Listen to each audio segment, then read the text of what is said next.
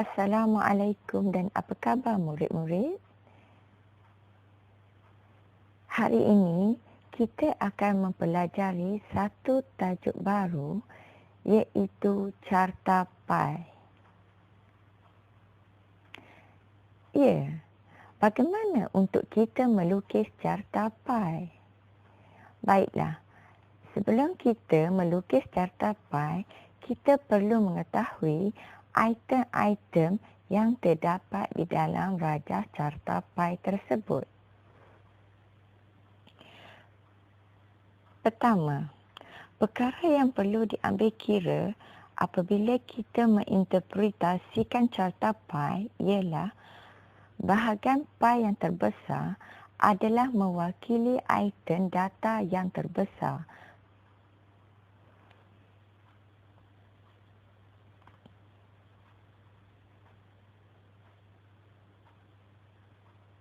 Justru itu, marilah bersama-sama kita lihat kepada rajah pi yang diberi.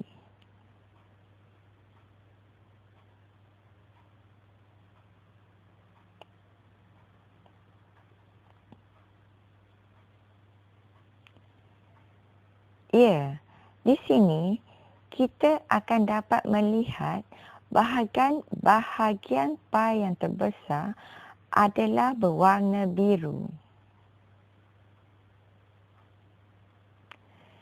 Yang juga mewakili item data yang terbesar berdasarkan rajah pi tersebut.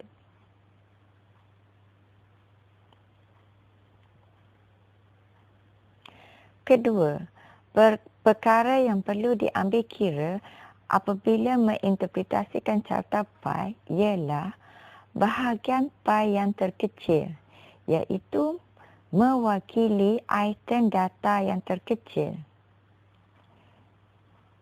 Tujuannya adalah untuk memudahkan kita bagi membandingkan data-data berdasarkan rajah pi tersebut. Justru itu, bahagian pi yang terkecil berdasarkan rajah yang tertera adalah berwarna coklat.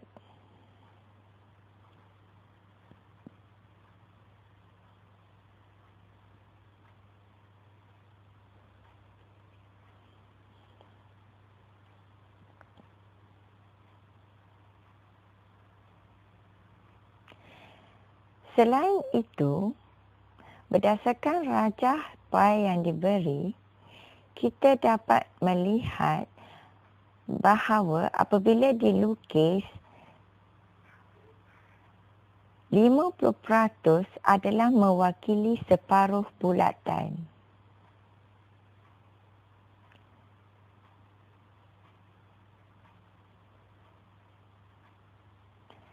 Justru itu, ini membuktikan bahawa 50% adalah separuh daripada rajah Carta Pi tersebut. Ataupun 1/2 berdasarkan pecahan.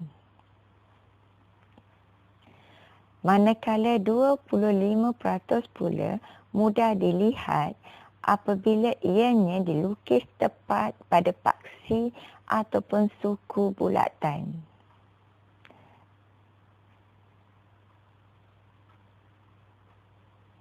Berdasarkan Carta Pi Hobi Belajar Sekolah Kebangsaan Bukit Botol, 25% adalah diwakili dengan warna biru.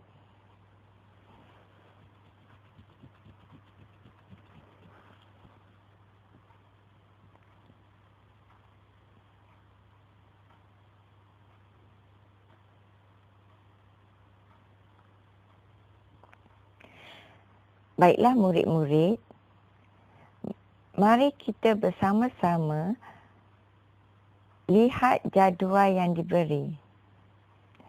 Berdasarkan jadual yang diberi, ini adalah bilangan murid-murid yang meminati berbagai jenis sayur-sayuran seperti sawi, kubis dan lobak merah. Di sini terdapat bilangan 10 orang murid yang mewakili 100%.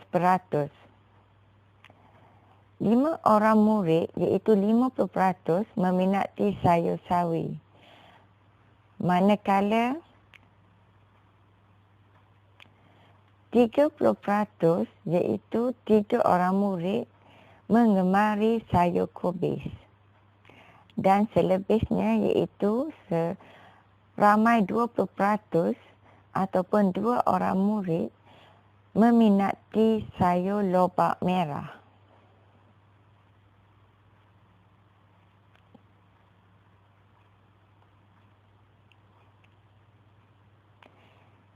Ya, murid-murid, bagaimana pula cara untuk kita melukis carta pai?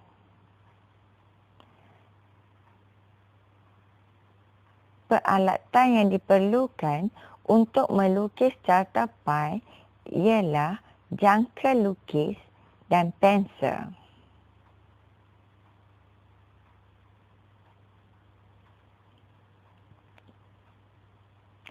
Cuba perhatikan di sudut sebelah kiri jangka lukis tersebut. Ya, kita akan dapat melihat satu jarum yang tajam. Manakala di bahagian kanannya pula adalah pensel.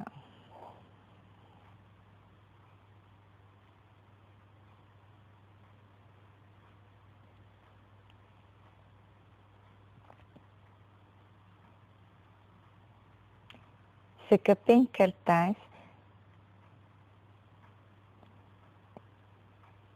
yang akan kita gunakan untuk melukis carta pai tersebut.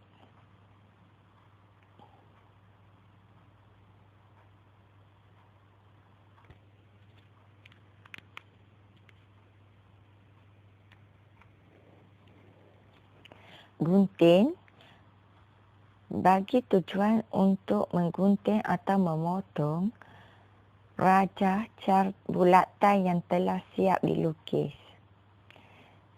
10 klip kertas. Tujuannya untuk membuat pembahagian pada bulatan tersebut kepada 10 bahagian berdasarkan 10 orang murid ataupun 100%.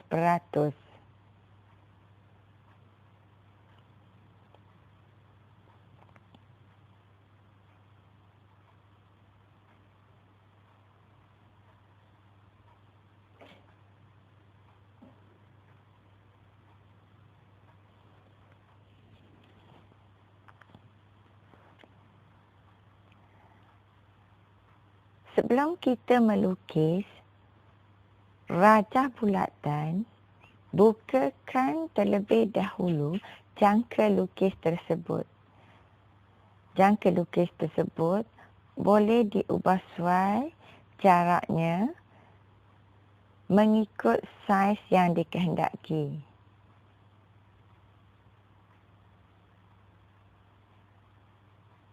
Jika kita inginkan bulatan yang lebih besar, kita perlulah membukakan jarak jangka lukis tersebut seperti rajah yang tertera.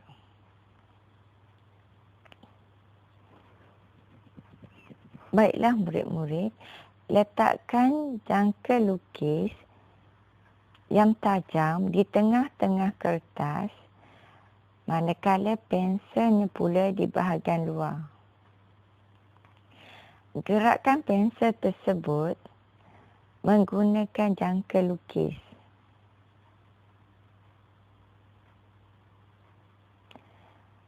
Pastikan bahagian jangka lukis yang tajam tidak bergerak.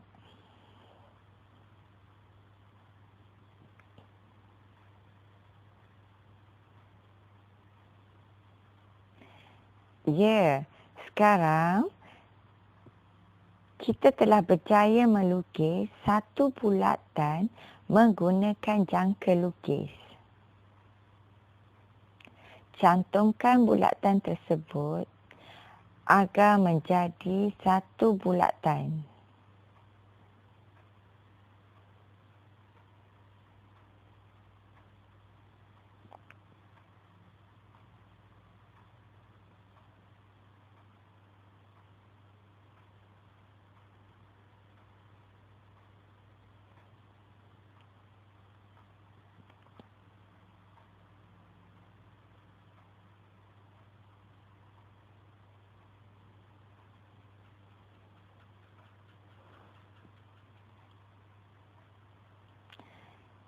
Sekarang,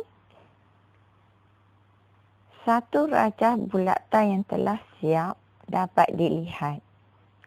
Kemudian, ambil gunting dan guntingkan bulatan itu.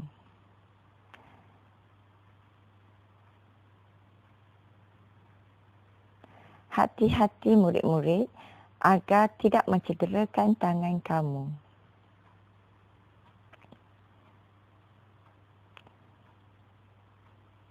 Inilah rajah bulatan yang telah siap dilukis menggunakan jangka lukis.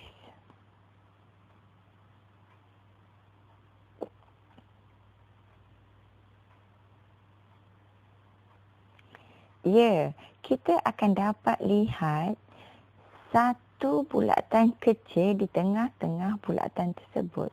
Bulatan kecil ini terjadi adalah akibat cucukan daripada jangka lukis di bahagian yang tajam.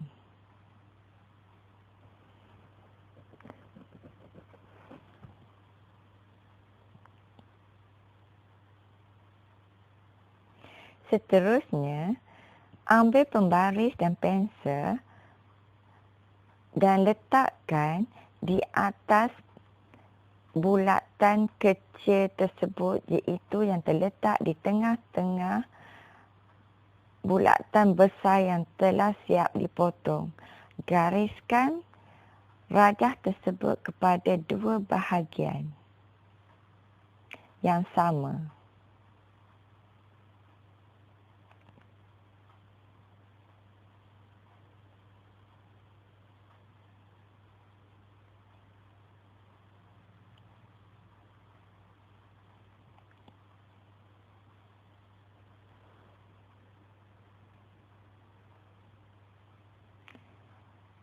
Baiklah, seterusnya ambil dua klip kertas dan letakkan di kedua-dua hujung garisan yang telah dibuat. Garisan tersebut juga dikenali sebagai paksi yang membahagikan bulatan tersebut kepada dua bahagian.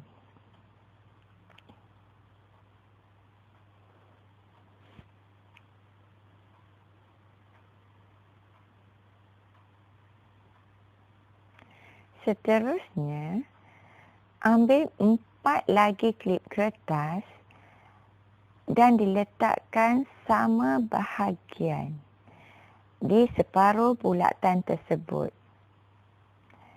Murid-murid boleh menggunakan klip kertas itu dengan cara mengalihkannya ke kiri atau ke kanan sekiranya bahagian tersebut tidak sama.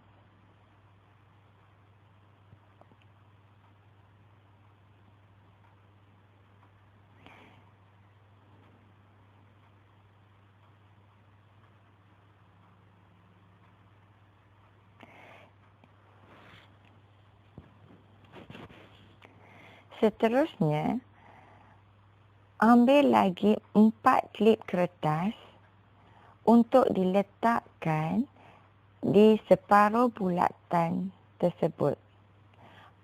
Kemudian pastikan semua klip-klip kertas tersebut diletakkan di bahagian yang sama. Pastikan terdapat 10 bahagian. Kemudian tanggalkan klip-klip kertas tersebut dan lukiskan garisan. Setelah garisan siap dilukis, kita akan dapat melihat 10 bahagian yang sama di atas rajah bulatan tersebut. 10 bahagian ini adalah mewakili 10 orang murid.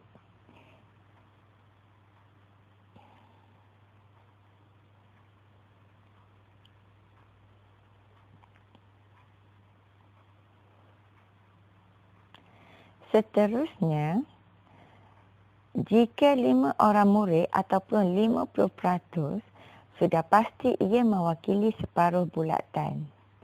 Manakala 2 orang murid pula mewakili 2 bahagian bulatan dan 3 orang murid mewakili 3 bahagian bulatan.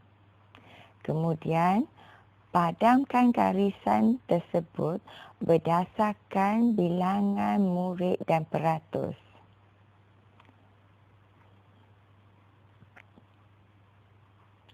Sekarang kita dapat melihat 3 bahagian di dalam rajah bulatan tersebut. Kemudian, warnakan bulatan tersebut dan 3 bahagian kepada 3 jenis warna yang berlainan. Contohnya, kita boleh warnakan 5 bahagian bulatan tersebut dengan warna biru yang mewakili 5 orang murid ataupun 50%. Dan warna hijau pula adalah mewakili 3 orang murid atau 30%. Manakala warna coklat pula mewakili 2 orang murid atau 2 bahagian daripada rajah bulatan tersebut. Seterusnya, masukkan label untuk setiap subjek yang disenaraikan supaya mudah menampakkan saiz setiap bahagian agar ianya memudahkan kita untuk membuat interpretasi berdasarkan rajah pi yang diberi.